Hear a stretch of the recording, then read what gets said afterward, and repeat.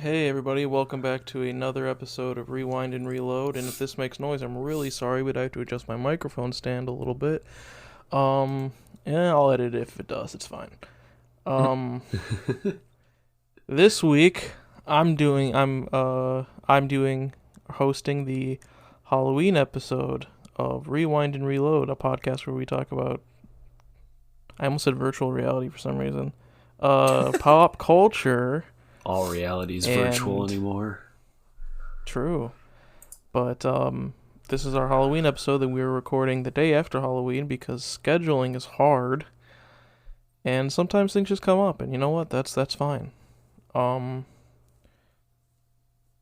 so I'm joined by my two lovely compatriots as always. So if you boys want to introduce yourselves, My name is Q.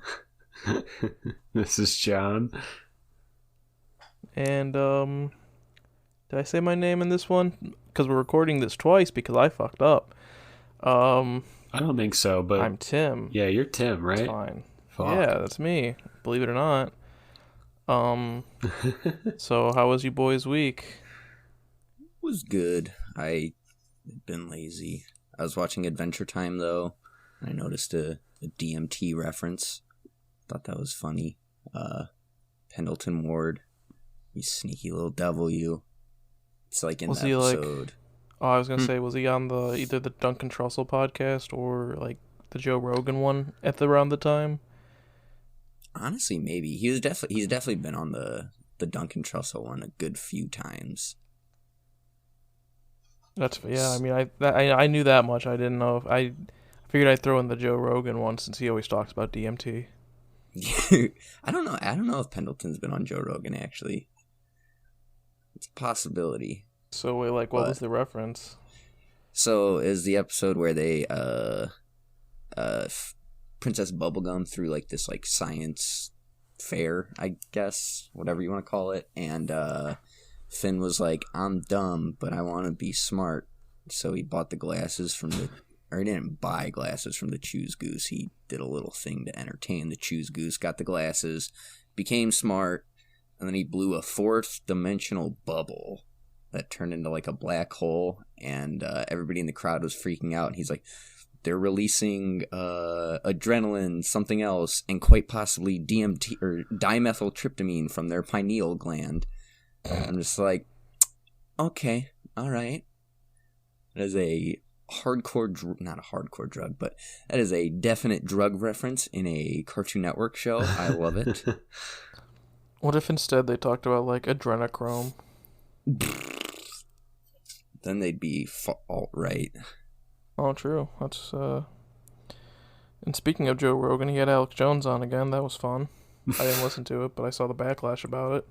God, yeah, that, and then he had the fucking Kanye last Friday or something like that, I think. I didn't see that one, but fucking hell. Yeah, dude, like... He's back from the private island?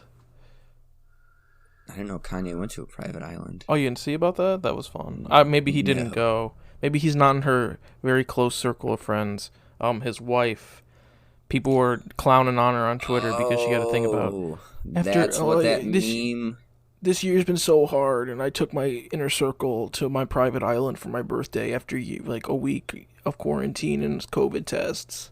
Okay, so that's what that meme's all about. Cause yeah, I keep seeing people like reference that, and I'm like, what the fuck is this even about? Yeah, it was a joke clowning on, people who were only famous for sex tapes and OJ, and how hard their lives are, and how they can only go to their private islands this year, or like once this year or some shit. I don't know, dude. Fucking ether. My heart goes out. It really does. Like, I just feel so bad for them. Yeah, me too. I mean, if I could give them even $5 a month or something to support them, and get maybe like pictures in exchange or something, I probably still wouldn't do it. I wasn't able to go to my private island at all this year, so I understand their pain. Yeah, well, I've never gotten to go to mine, so mine, I actually got one really cheap last year. It was like there was like this house that the FBI had raided or something. It's weird. I don't know.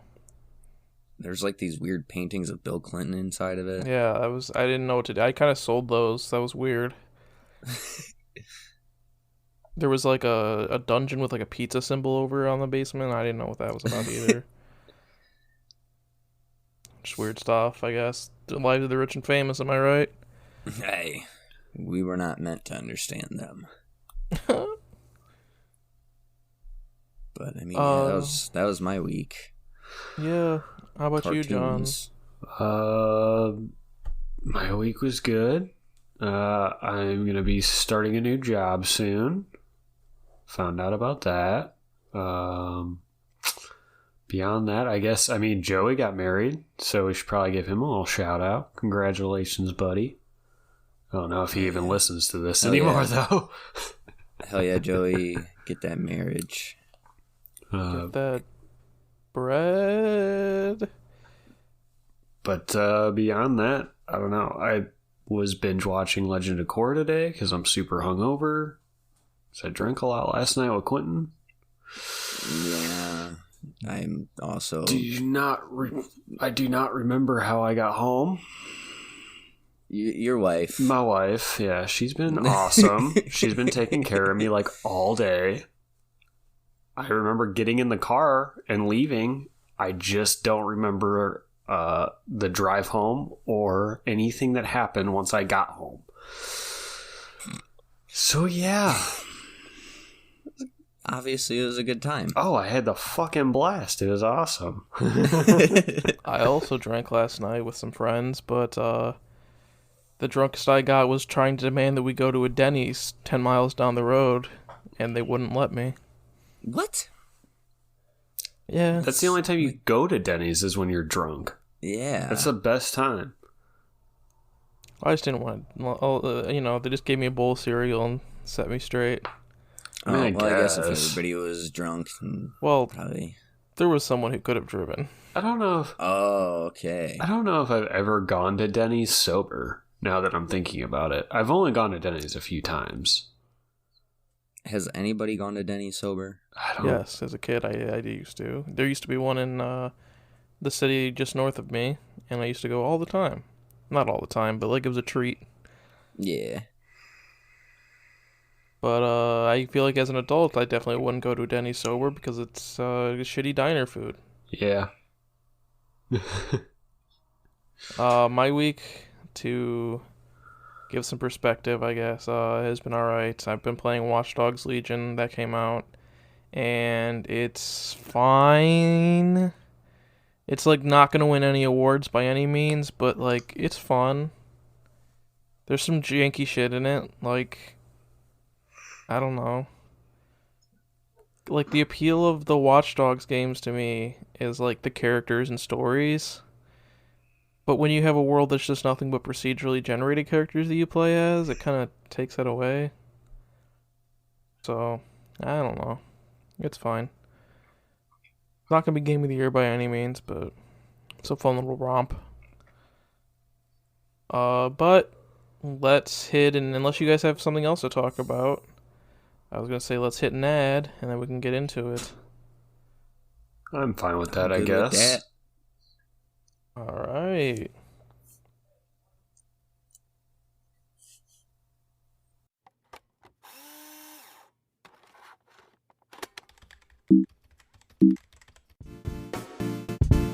Hey guys, it's John, Q, and Tim, and we're here to tell you about the Anchor podcasting. If you haven't heard of Anchor, it's a great and free tool to both record and edit your podcast. Or if you're like us, you can record and use Anchor to distribute your work across all the listening platforms such as Spotify, Google Podcasts, and Apple Podcasts. Not to mention, you can get the big bucks by talking about your sponsors. So go download the free Anchor app or go to anchor.fm to get started. And we're back from the ad that you guys have heard probably conservatively 20 times since we recorded that. Hell yeah. Probably should make a new one, but it's fine. So this week, our Halloween, post-Halloween little bit late Halloween special. We watched a couple of horror movies at my suggestion, and we're going to talk about them a little bit because that's fun. People do that. The first movie we watched, we'll try and breeze through them not very quickly, but this first one's not going to take much time because fucking nothing happens. We watched Ashes 2010. No, I would ask, hey, did you guys hear about this movie before? But I know for a fact the answer is no. I feel like if you ask someone like, hey, have you seen Ashes? They'd probably try to be like, oh, is that the one movie with blah, blah, blah? And it'd be totally different. Like, they'd be thinking... Oh, it'd be completely... There's like 30... Trying to find this movie while we were watching on IMDb, there's like 4 or 5 movies that came on around the same time just called Ashes as well. Yeah, so like... And this is probably... maybe the worst. I have not seen the other ones, so I don't want to say it's the neither worst. have I, but... But I will definitely say that I will bet that it's the worst. I'll put some money down on it without seeing the others. Yeah, I don't want to... Yeah, like, I don't like clowning on people's work, but this movie's like... Oof. There's a lot to pick apart with it. And it could have been better. There could have been sure. Oh yeah, obviously. Like the acting was like TV level acting to where like. Oh, it's funny you say that because one of them, yeah, the star of the movie is a former actor from the show, Charmed. Charmed. Yeah, that's right. And so like the acting, I mean, could have been better, but like whatever. It was mostly the plot of the story was just a little all over the place. Yeah, I mean, it tries to do like a lot of things in 90 minutes. Yeah, and I don't have the case with me, but I think it was like 93 minutes. Maybe the IMDb says what the runtime is. I'm surprised that it was 90 minutes, honestly. Dude, I don't even... Wait, hold on. Does it say... Doesn't say. There's really no runtime listed on this IMDb page. Fun. I know say it was roughly 90 minutes. It was roughly 90 minutes, yeah. So the first comment that I think all three of us had in this movie is this movie found footage? Because it's shot with what I genuinely believe for the whole movie to be a handy cam, which to explain to people is usually what people use to make found footage movies. This movie is not found footage, but it almost should be. It would be better if it was.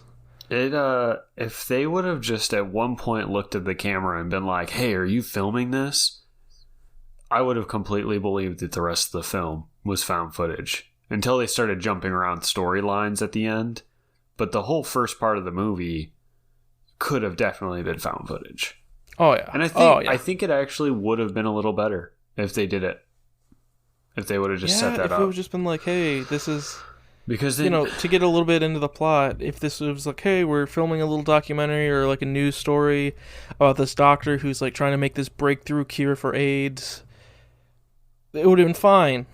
But you can tell someone's holding the camera because it just fucking moves and like it bobs as they're walking, and it's just not... I don't know. It's just it's a weird way to shoot a movie that's supposed to be like, oh yeah, not found footage. Also, IMDb has this movie's box. Oh, wait, that's his box. Oh wait, budget about $900,000 estimated. That was probably mostly just to pay, buy a fucking dolly. It's probably mostly to pay the one lead actor that everyone knew. I doubt it. I really doubt it. I don't think he's like. He's not that good.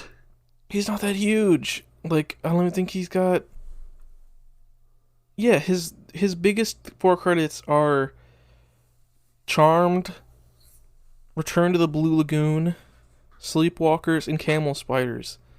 I've never heard of 3 out of 4 of those things. We did look up Camel Spiders, though, that night. Yeah, and that movie's got some... It looks like something we should do. I'd love to. If we can find a way to get our hands on it. I don't know how we can watch it, but... The power of the internet. this movie is just very visually unappealing. There's a lot of white balancing that needs to be fixed, and they just didn't. I don't know if it's artistic. Man. It was almost like whenever they were in the hospital, it was too bright to like show oh, you're in a clean hospital, and it's like which led us to believe that they legitimately filmed in a hospital, that they got like 2 rooms rented out for the week. Yeah. Convinced. But I mean, I'll talk about the plot a little bit, because I don't if you want to watch this movie, go watch it and then come back. You probably don't want to watch it. But like, you probably don't want to. So I'm just going to talk about it. Spoiler the movie cold warning. opens. I'm just saying, spoiler warnings ahead before we go into it. The movie cold opens with a scene of 2 children finding a bunch of beach jellyfish, and a boy gets stung.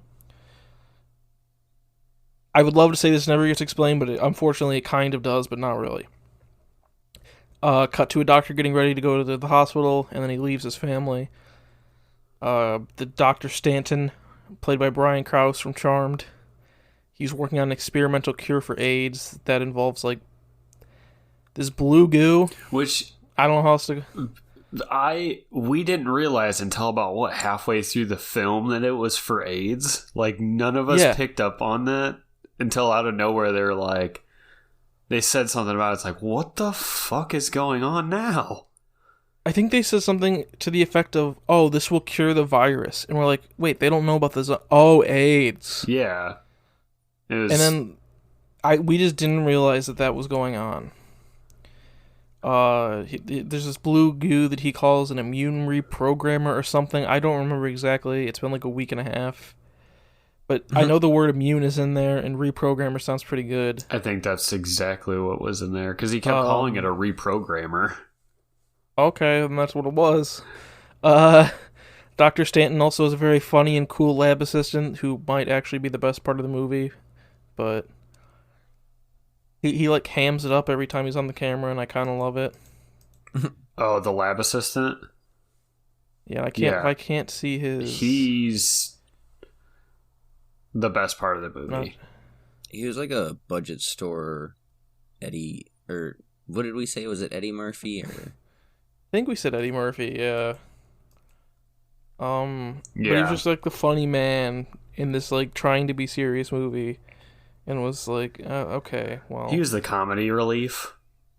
Yeah. And I would say he did his job. True. He helped us keep going.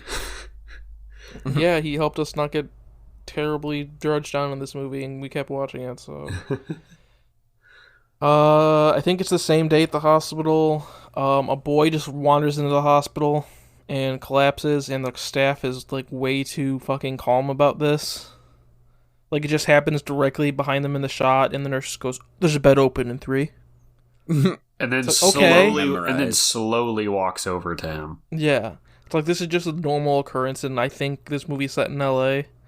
This just happens every day there. Maybe. I don't know. I don't live in a big city, so I couldn't tell you. The boy's name is Jesus, which we thought was going to be a, like, religious overtone. And then his sister's name is Maria. Yeah. Mother Maria. True. And we were like, oh, are they going to be, like, biblical? No, they're not. Maybe they were at one point in the script, but they're not by the end of it. And for some reason, Stanton administers his immune reprogrammer to Jesus to save him.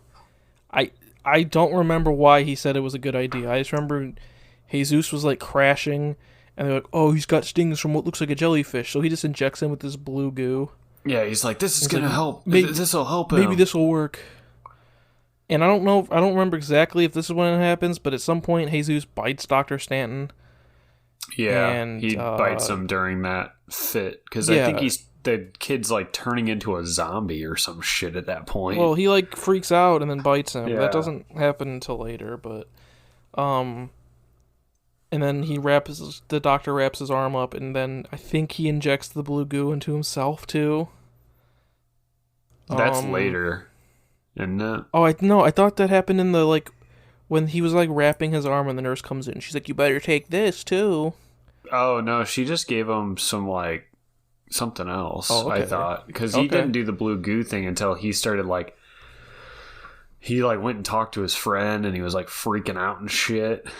Yeah, I thought that's what it was. By that point, he had like a gaping hole in his arm. Yeah. Later that night, we get some fun, interesting information about Stanton's family. He's got a wife who kind of hates him, and a daughter who the costume department decided to make the quirky preteen. She has lots of pink. She wears a jean jacket and a like bedazzled fedora. And I think a cowboy hat at one point with a tutu. Styling. Yeah. Yep. It was Forgot about the tutu. interesting. I said, Stanton and his wife. Oh, I was just gonna say I don't want to like rag on any like kids dressing up and stuff. It was just no. Like Maybe if she chose that costume for herself, great. Yeah, but you could definitely tell that someone in the costume department was like, "No, put this on." Yeah, it's like, no, this is what kids look like in 2010. It's fine. Like I said, Stanton's wife's love life is on the rocks. As is evidenced when there's not one but two very erotic scenes between the wife and his friend's wife.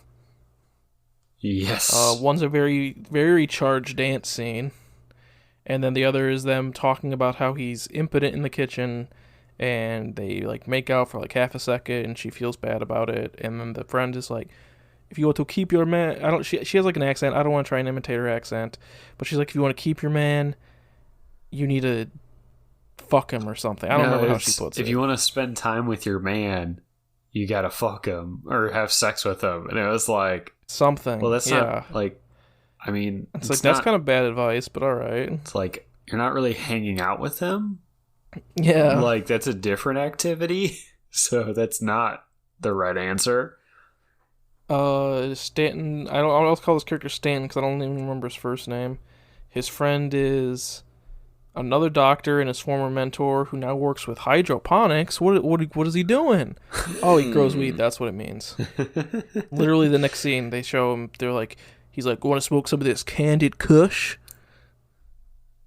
And then they go out in the backyard and smoke weed. Yeah, which is whatever. But like, I just feel like two doctors should be like, maybe we shouldn't.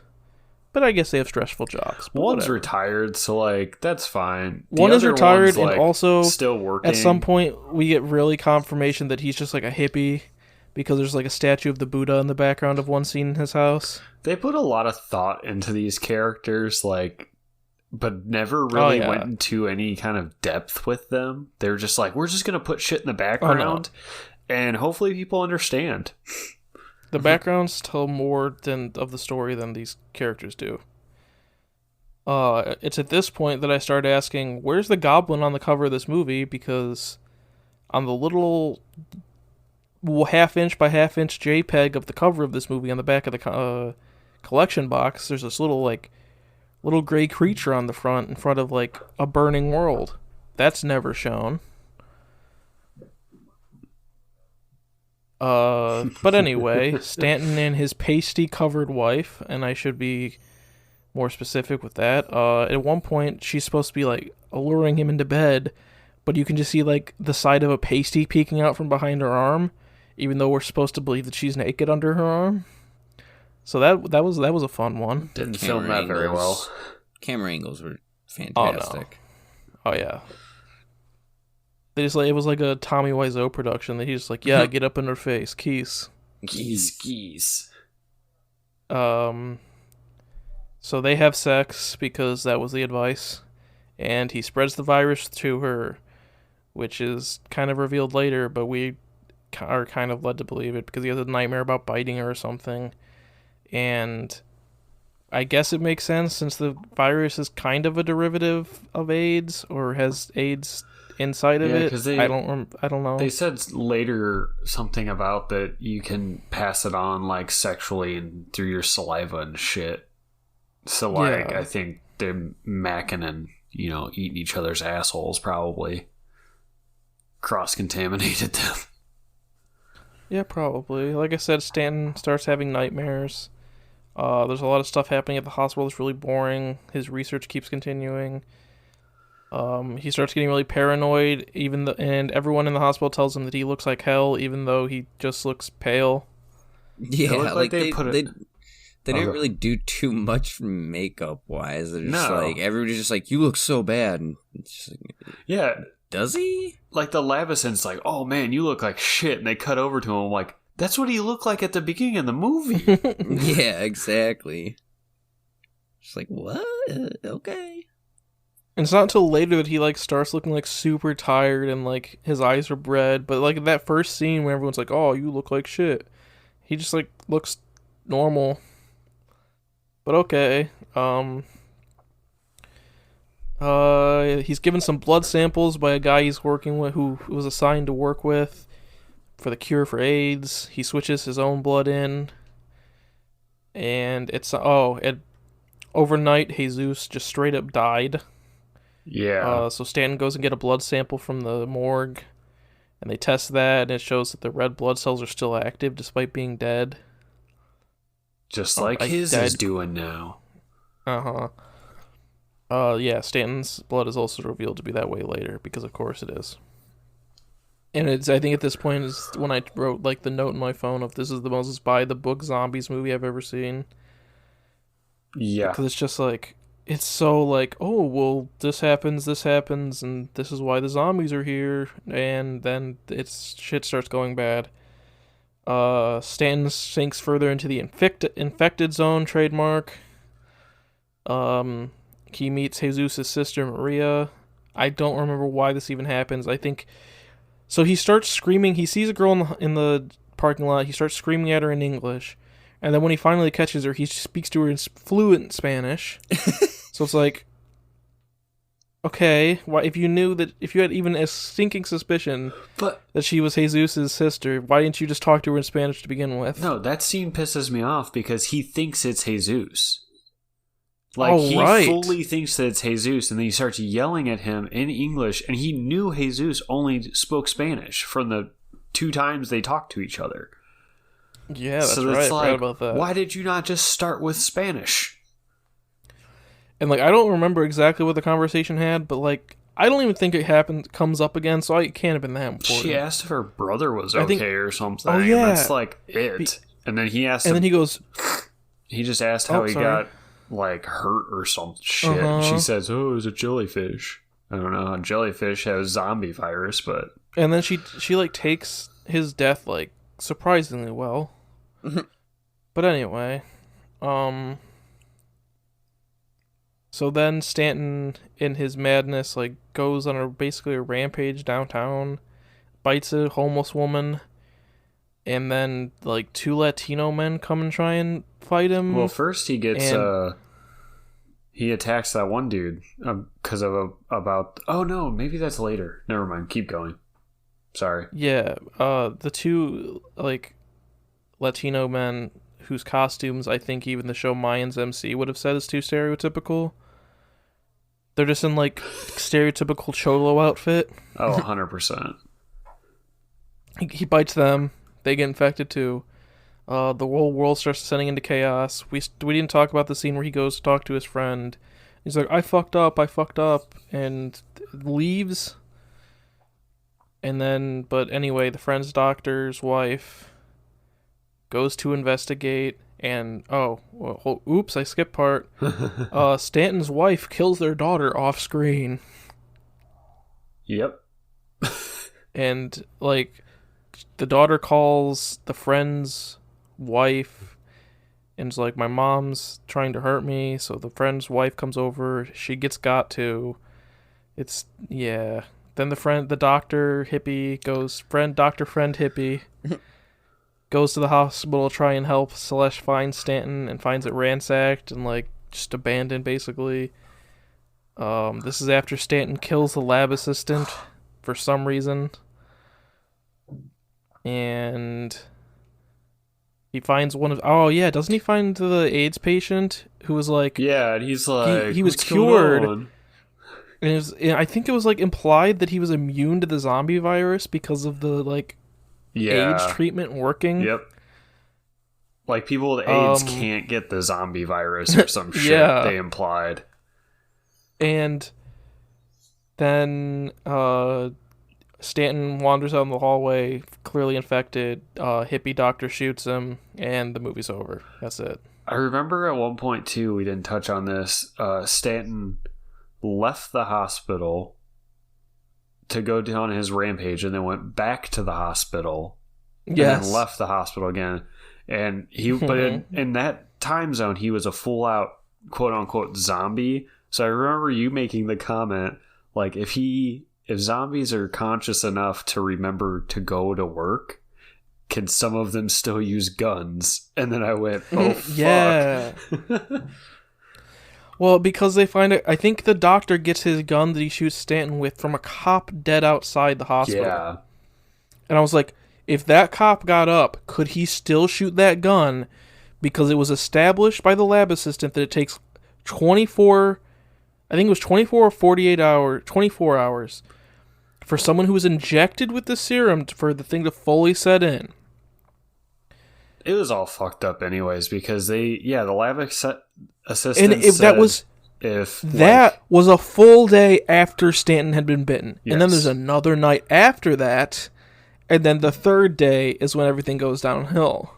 Yeah, because the lab assistant said that it would take 48 hours for the first person who gets infected to get it. When they go to infect someone else, it only takes 24 hours, and then if they infect somebody, it takes like 20 minutes or something. It's like instantaneous. Yeah, it's wild. But then they just threw that out. They threw it out the fucking door because once Stanton starts biting everyone, they just turn straight into zombies. Mm-hmm. Or they die. One or the other. Yeah, this movie is very inconsistent with its rules, shall we say? It's like, I don't know. The last note I even have on this movie is like, this movie wasn't even fun bad. It was just boring. It was just bad. It was just by the books and boring, and it's like... Nothing special. Yeah. I'd say like 1 out of 5. If you want to watch it, but if you have other things you can watch, just watch that instead. If you're like a masochist, then yeah, check it out. But if you like don't hate yourself, you should probably not watch it. Yeah, so like if you guys had to give this movie a 1 to 5, what would you say? I said a 1. A 1, yeah. A 1. I want to say 1. I think it could have easily been a 3 if they did things differently. There's no way it was ever going to get to a 5, though. No, it would have been like an average movie if they would have just like made some choices, stuck to them, and like gotten a better camera setup. And they didn't have like robots for actors. Oh yeah. I feel like every line was just very like robotic, and like there wasn't a lot of like emotion, I guess. I agree with that. Oh my god, we forgot to talk about so earlier I talked about this like asshole who Stanton was like assigned to work with to try and help find a cure. And there's a point where Stanton bites that guy. Yeah, that's like... And he's in the office, like, doing something. Because, yeah, he attacks him, and then that's when he turns into a zombie, leaves, kills those Latino guys, and then comes back. Yeah, but during that time, that, like, asshole doctor, someone else comes into the office, and they're like, oh, I'm gonna go... You're acting weird. I'm gonna go get security. And he, like, vaults over the desk and goes, I am the fucking security. I forgot about that. Yeah, he's like, I'm gonna get security. That's the last we see of that character. Oh fuck! That was like one of the few scenes that I think made us genuinely laugh, and I don't think it was supposed to. Yeah, that was the only scene that was like, this is so bad, it's good. Every other scene was just like, it's so bad, it's bad. Yeah. So, Ashes 2010, not a very good movie. If you want to watch it, watch it. If you don't, if you have literally anything else that's above 1 star in your mind, watch that instead. Our next movie... I want to talk about this one, because this was actually enjoyable. This movie is like... The title of the movie is Backwoods Bloodbath, The Curse of the Black Hodag. And it is, full disclosure, I saw this movie before we saw it, and I recommended it here because it's so fucking funny. And I think they know that. They're self-aware. You can tell. Like, maybe not at the beginning of the movie, but towards the end of the movie, like, you can tell that they're aware of what they're making. The beginning of the movie, not to, like, spoil too much, it's, like, one of the first scenes, I guess, so I guess it kind of leads into that. There's a part where, like, this rural shopkeeper's like, you one of them fibs? And then the very bottom of the screen is, like, a text crawl that goes, fib, noun, fucking Illinois or bastard. Yeah. And I was like, that's the only time something like that happens in the movie, and I was just like, what the fuck is this? But it's funny, and it's charming. In the same gas station, there's a meat handshake, and a character who we later found out was called the Screecher. Only because he went, nah! At one of the characters, and then walked away. And I'm pretty sure he was related to the director. That's why he was in the movie. Let's see. Because they had the same name, I thought. I think he's in the... Is he not in this credits? Damn, he's not in the IMDb credits. I could have swore the Screecher and the director had the same last name. He probably did. So this movie is directed by Don Kennedy, who is a Milwaukee native. This movie is set in Wisconsin. I'm just gonna read you a little bit of this. He's got let's see, 2 producer credits. One is for a movie called Horrid. The other one's for this movie, Backwoods Bloodbath. But then my favorite credit of his, he is credited for the visual effects of the Twilight Saga: Breaking Dawn Part 2. What? Mm-hmm. That's a big jump. Yeah, he's got some shitty, like, indie stuff that he did, and then he did the visual effects for Twilight Saga: The Breaking Dawn Part 2. Yeah, all of a sudden it's like, hey, here's this really doing very well series. Come work on it. It's kind of like the reverse of, I can't think of his name, but the guy who did some of the visual effects for Matrix Reloaded and then went on to make Killer Bean. Oh, yeah. I didn't know that was oh my god. Yep. Yep.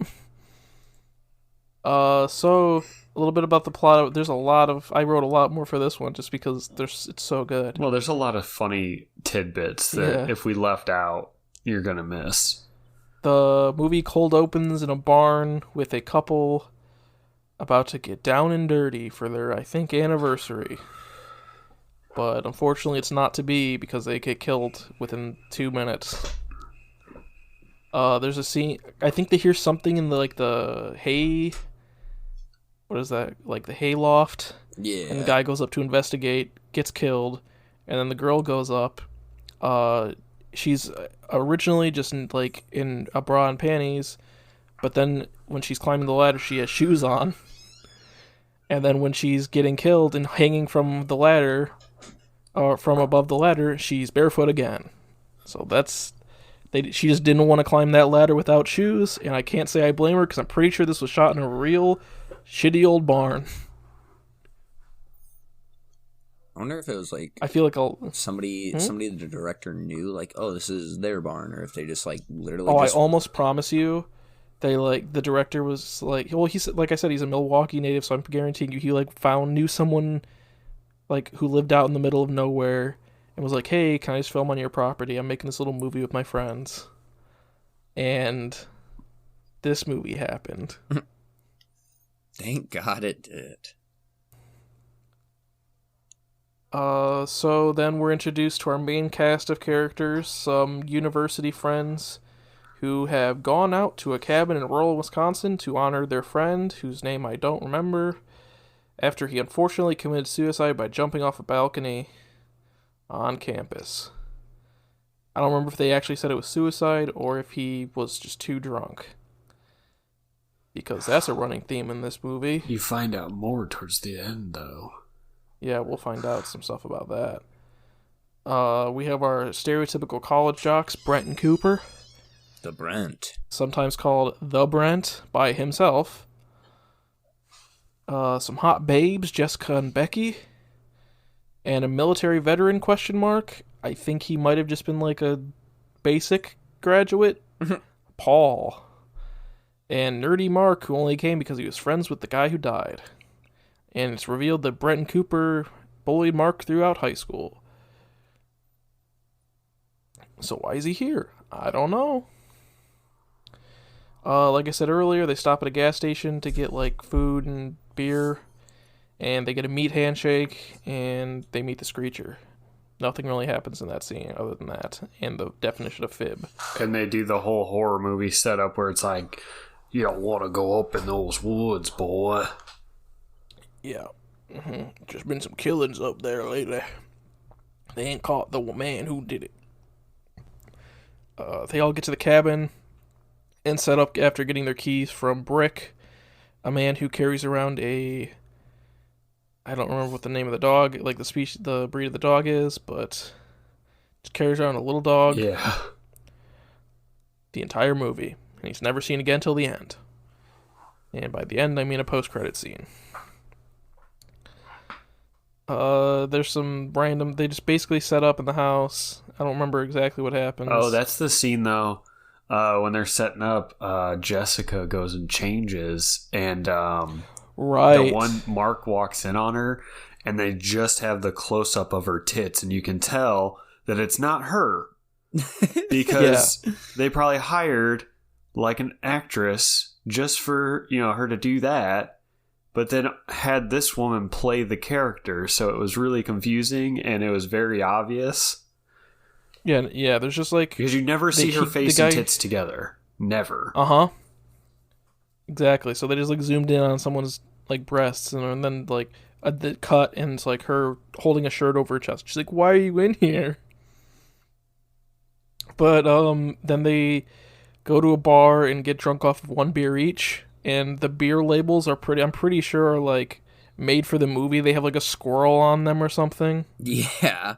Yeah, because they're on every beer bottle throughout the entire movie. So, according to the IMDb trivia, they're called Dirty Taters. Hmm. And the bar is called Airman's Sandbar. I don't know why, but that's in the IMDb trivia, so it must be true.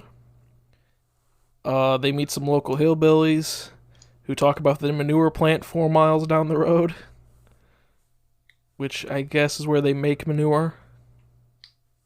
Or process manure. I don't know. Nothing like a shit factory. Because someone makes a comment about like, man, this place smells like shit, and he goes, that'd be the manure factory 4 miles down the road. So everyone goes to shit, and then they just put it in a bag and give it back.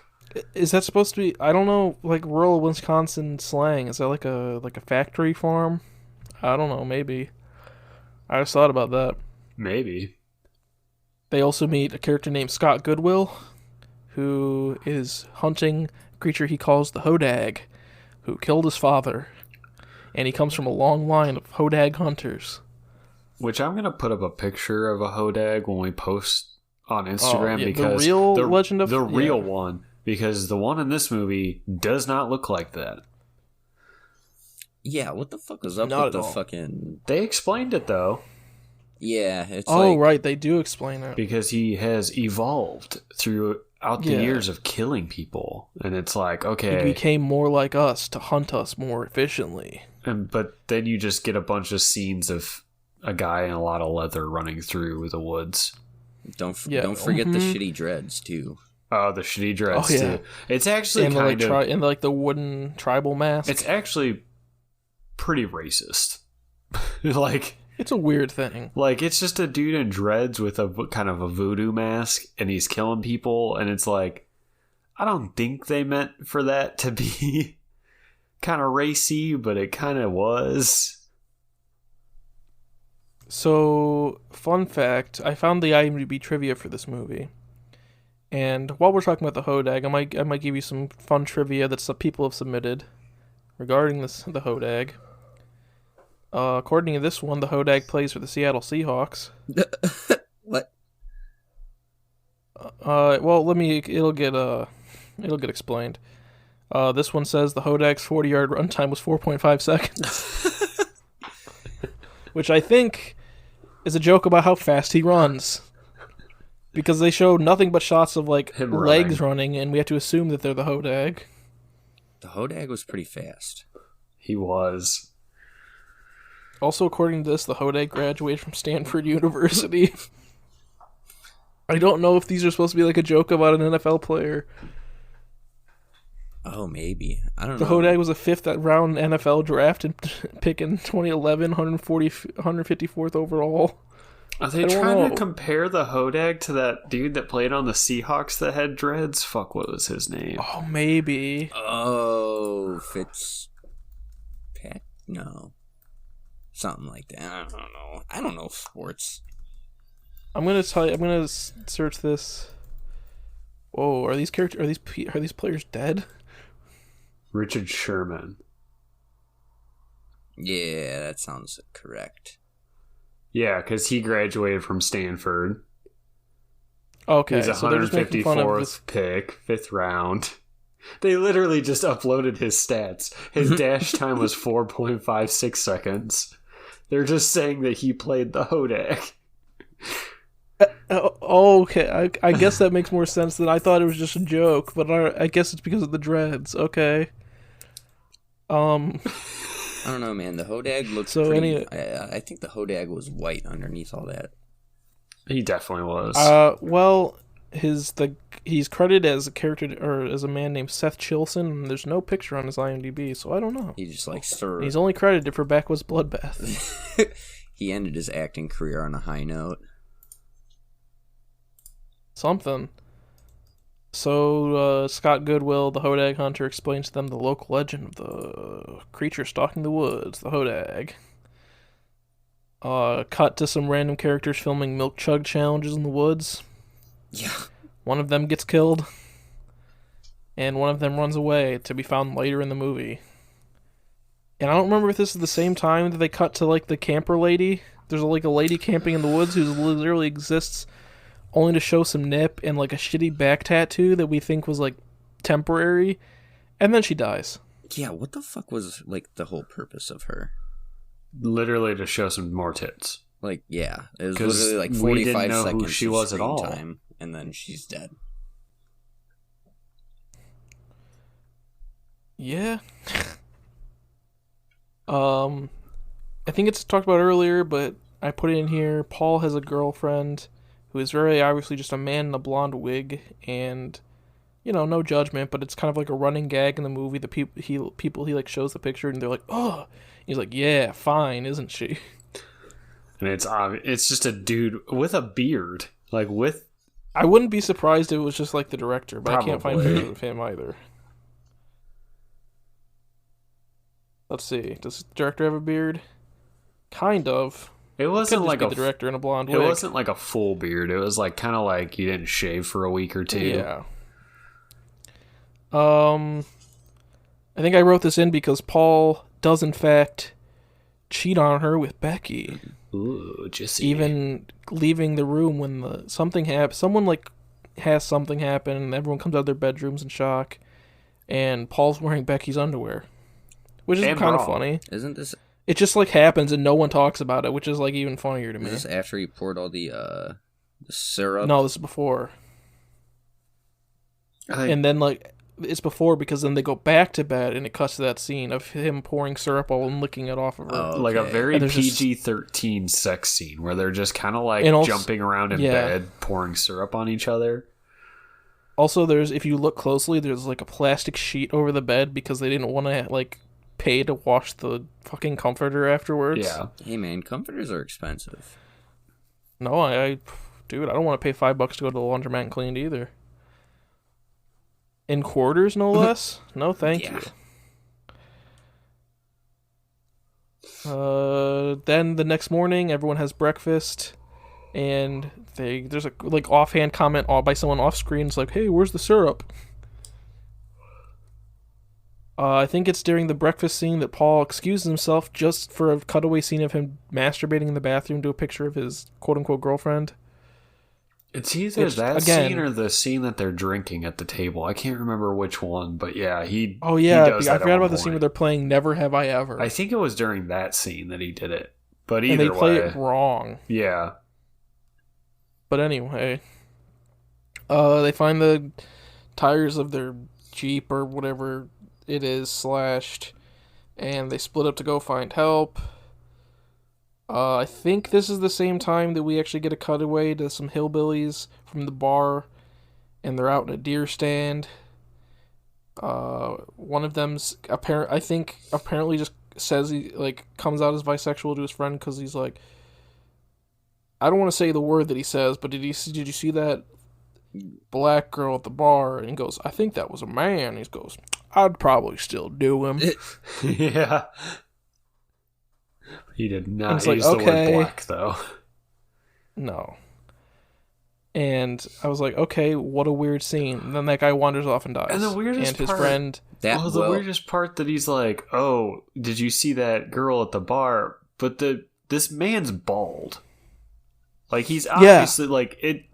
I mean, I know, also, some women... It's established that he's very muscular because, like I said, he was in the military. Yeah. And that... I think there's a throwaway line of him saying that because of that, he has a license to kill. Yes, there is. Because they were going... But yeah, they went out it's hunting. established... because in the morning before the breakfast scene, he's, doing, clap push-ups. Yeah. And it's like, okay. Let's not forget that after that, the one dude goes up in his tree stand and, sings his little soliloquy dedicated to weed. Yep. That was in the credits credited as the marijuana song. Yeah. That was by far the best part of the movie too, because it's playing over scenes of them walking through the woods and the Hodag running around, and the Hodag killing his hunting buddy too, didn't he? Oh yeah. That's when that happens. They slip on. Paul slips on a tree carcass or some kind of carcass in the woods, and he gets covered in blood, so they have to take him back and hose him off. Some other stuff happens that I can't exactly remember. Like I said, it's been a week and a half since I watched this movie, and as much as I love it, there's just some throwaway scenes that mean nothing. Time passes, the gang starts listening to the big game on the radio, which I can only assume is the, Notre Dame game. Not Notre Dame, I made this mistake during the viewing, too. Who's the Milwaukee fucking team, I guess? Because they said from the big city, and then they called Milwaukee the big city. I don't know, some college team they're listening to. Probably the Bucks? No. That's perfect. I don't think it ever talks about it. But Cooper just keeps screaming about how if he doesn't get a brat in his hand while listening to the big game, he's gonna go ape. So I don't know. The Brent starts making some dogs.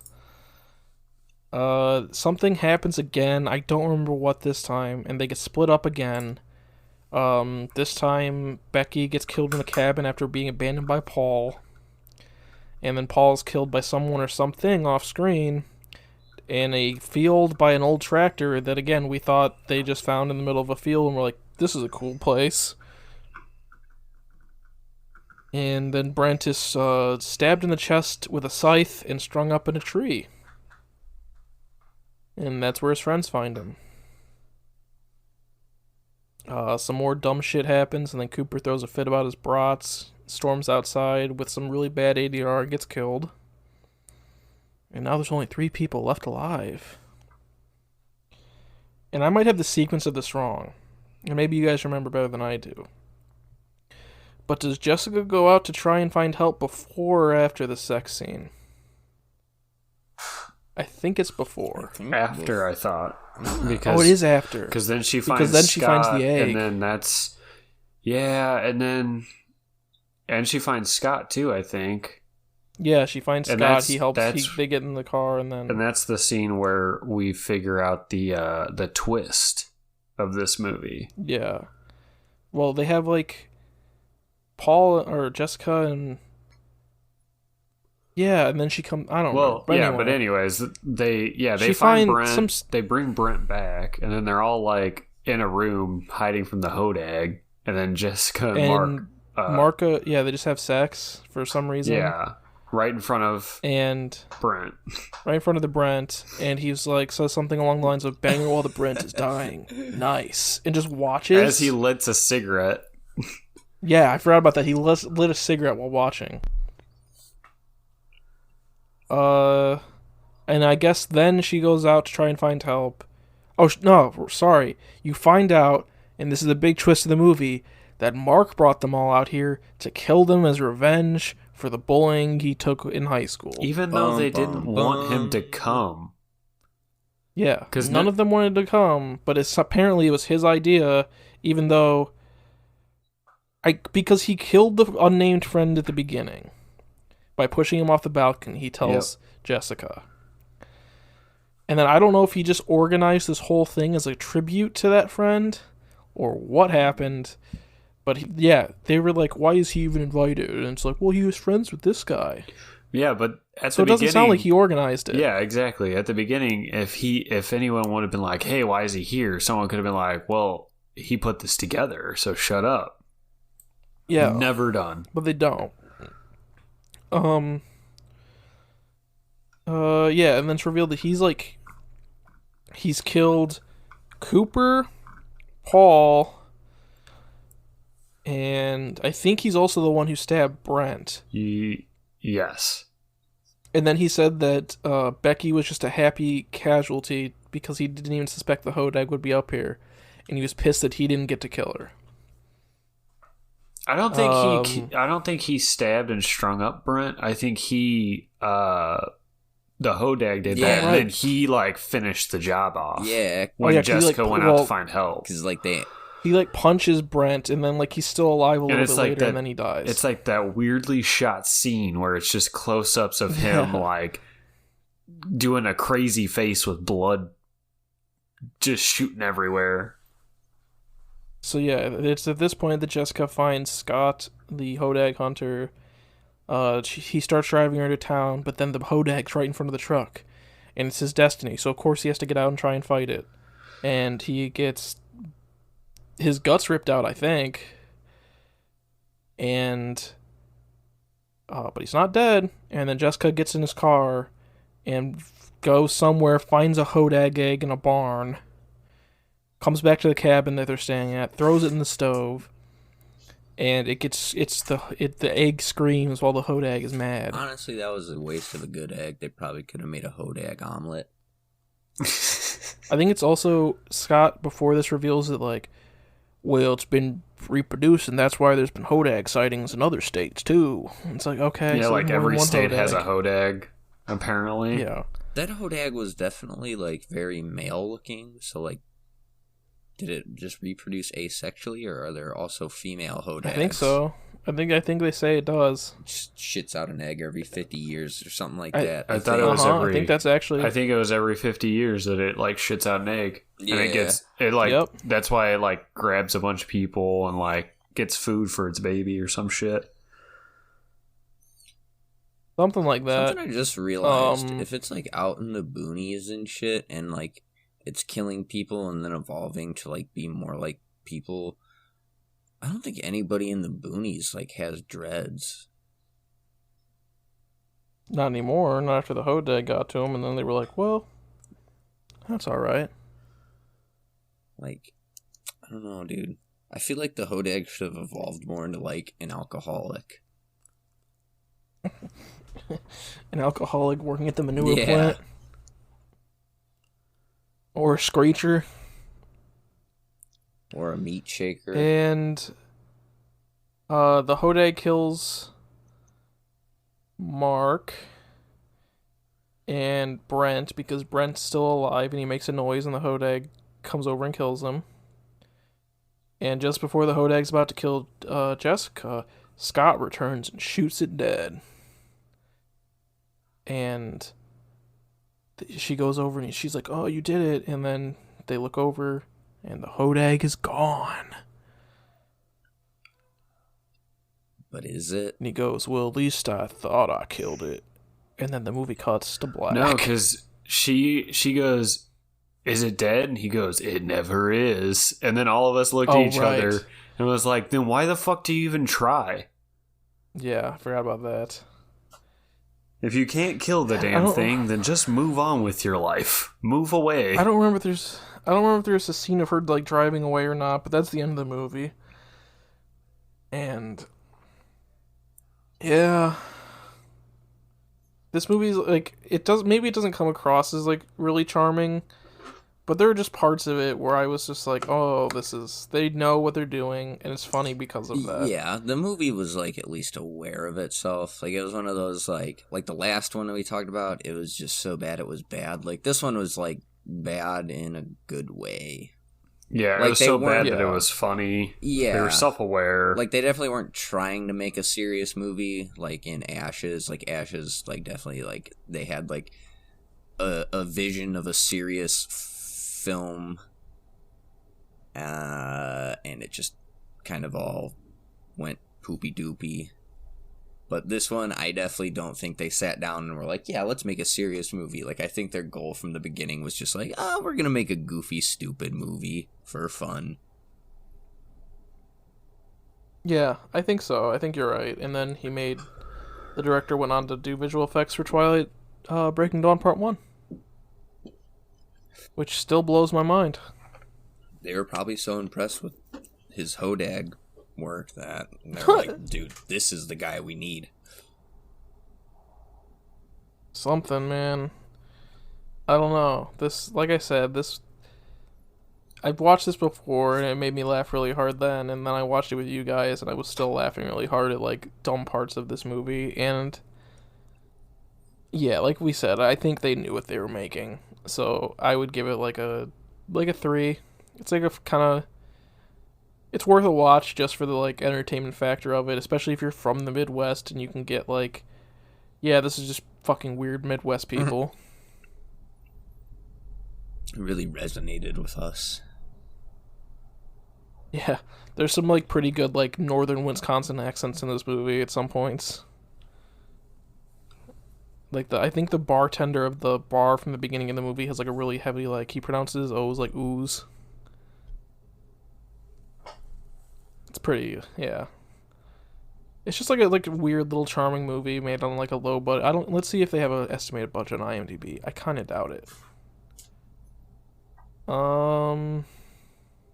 Nope.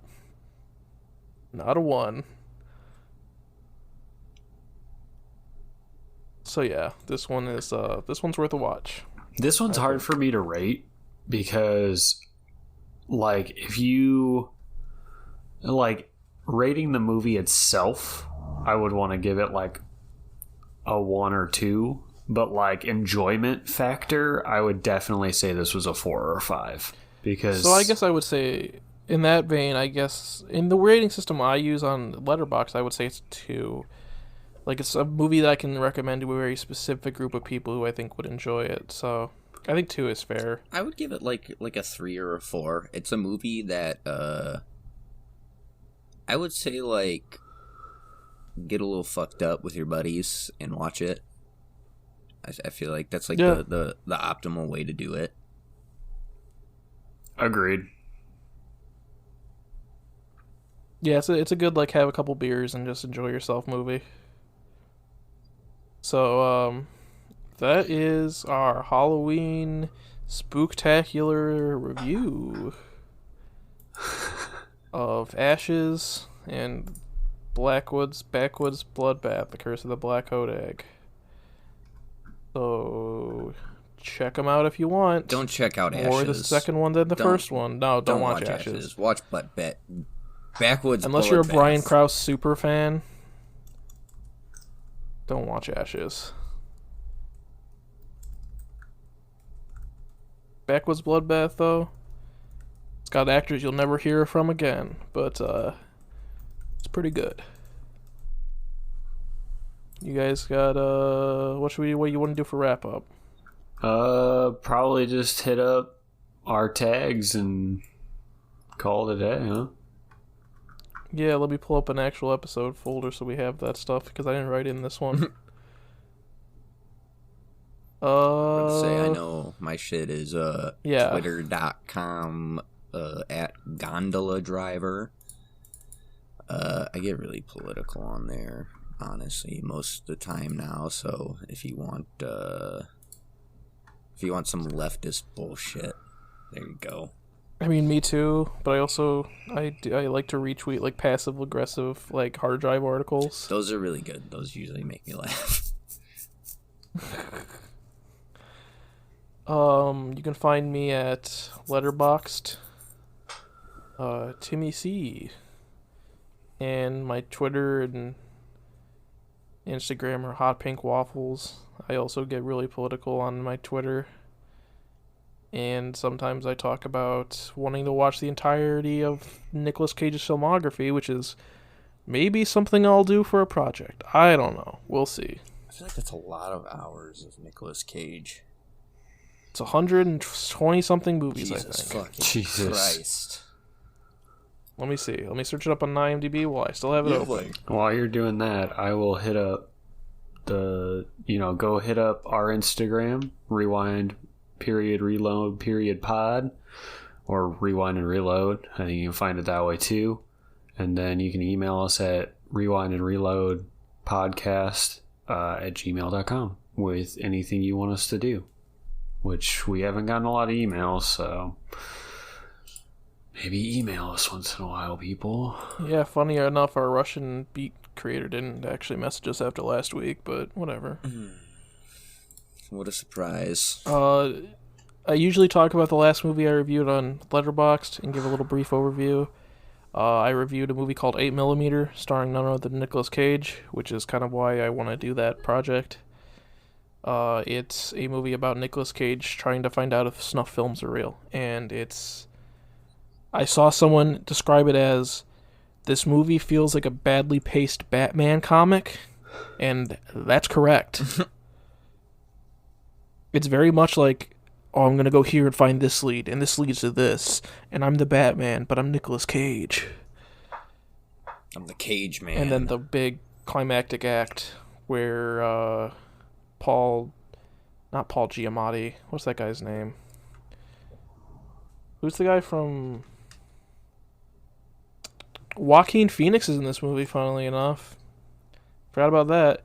James Gandolfini plays like this like sleazy casting agent who is basically like, you want to be in rap videos.